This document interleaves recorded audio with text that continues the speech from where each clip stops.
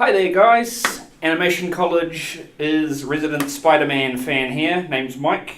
This is going to be a spoiler-free review. Should you go see this movie? Yes. That's it? Not really. I'll get a little bit more in depth and tell you some things that I liked, things that I didn't like. But overall, should you watch it? Yeah, it's good. I like it. So this will be the 6th Spider-Man film. 6 Spider-Man films. We're so lucky. 6 Spider-Man films. Who would have thought? I remember when there was only 1. I remember there was none. Now there's 6. So, the cast, characters, all really good. Tom Holland to his friends. Short form of the name, but Tom Holland, he's the new Spider-Man. He was in Civil War, Captain America Civil War. That's where we first got introduced to him as Spider-Man, and he did a really good job. He wowed audiences. I really like this casting for Tom Holland because he's the same age as when I sort of picked up a Spider-Man comic book, and I can really relate to that. Spider-Man's been one of the characters that audiences have related to because I think of his age. It's hard to relate to Batman because Batman's a billionaire orphan, and that's very hard to sort of relate to. That's why they invented Robin. And it's just for Spider-Man, it just hit the readers, the right age, the right demographic.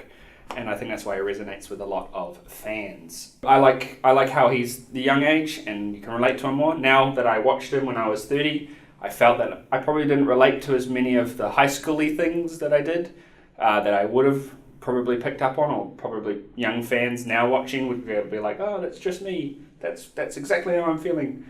But I really liked the take on this new Spider-Man character. It was really, really cool. The high school stuff in the movie were really good. I really liked the character moments more than I liked the action set pieces. One of the reasons for that is trailers and marketing had ruined all of the action set pieces. So unfortunately, if you've seen a lot of trailers for Spider-Man, the set pieces, the action pieces, the bits where he does fantastical things are probably going to be ruined for you. You'll probably know the outcome of them, and that's one of the things about an action set piece. You want to know, or you want to have an emotional stake in that action set piece. And if you already know how it's going to end, you can't be invested in the character, you can't be invested in the tension. All you can see is just, he did a flip. Spider-Man's pretty cool, he did a flip. So with that in tow, if you're fine with seeing all the action stuff, you've probably seen a majority of it in the trailers. But the emotional stuff was really good. The character dialogue, interactions, some of the tension between the characters, that was really cool and wasn't spoiled. We have Michael Keaton as Adrian Toomes, aka the Vulture. I think this was a pretty strong villain. Gave him sort of a nice angle, sort of a blue-collar sort of worker who's been interfered by the rich and powerful, and then it sort of forces him to try and get the upper hand. He's really cool, performance is really good.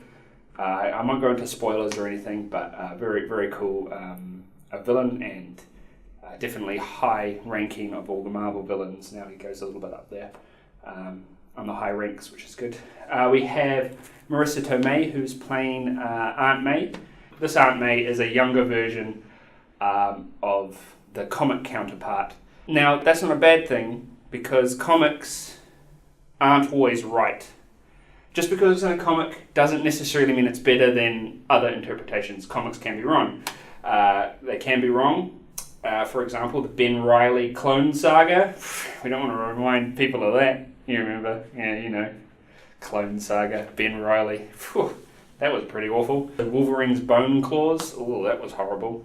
And I think there's even a Batman villain in the comics called the Living Eraser who can rub people out. Physically, erase them. So comics aren't always right. And I don't know about you, but my aunt is about the same age as my mum, just a few years here or there.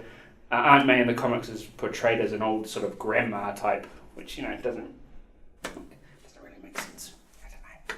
But if you are a fan of the comics, a diehard fan, then you may be upset with some of the changes to the casting, the characters. But if you're a Spider-Man fan, let's say a Spider-Man and a film fan, you can understand that people make choices in cinema to make the characters stronger, better. So I don't mind that, and I can tell I'm a big fan of Spider-Man. So I can tell you that as a film fan and a Spider-Man fan, I think these changes are fine. We've got Robert Downey Jr. He comes in, plays sort of a mentoring role. He's not in it as much as the trailers believe, but he's always there in the background. You can sort of mention him, and, you sort of know. And that brings me to a point that I sort of didn't like with the film, is the Stark tech suit that Spider-Man gets. He starts off in sort of a homemade sort of get-up, which is really nice. But he gets a new suit, and it's got Stark tech.